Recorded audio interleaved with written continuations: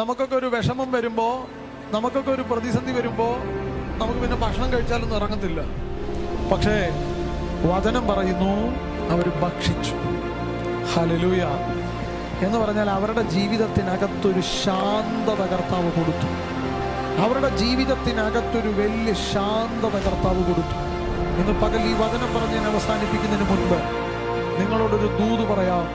നിങ്ങളുടേതല്ലാത്ത കാരണത്താൽ നിങ്ങൾ തകർന്നോ?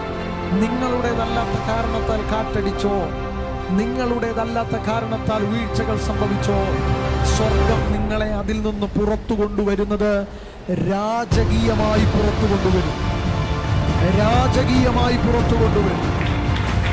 ഒരു ശത്രുവിനും നിന്നെ തകർക്കാൻ കഴിയാത്ത അളവിൽ, ഒരു പൈശാചിക മണ്ഡലങ്ങൾക്കും നിങ്ങളെ ഒതുക്കാൻ കഴിയാത്ത അളവിൽ രാജകീയമായി നിങ്ങളെ സ്വർഗം പുറത്തു കൊണ്ടുവന്നിരിക്കും.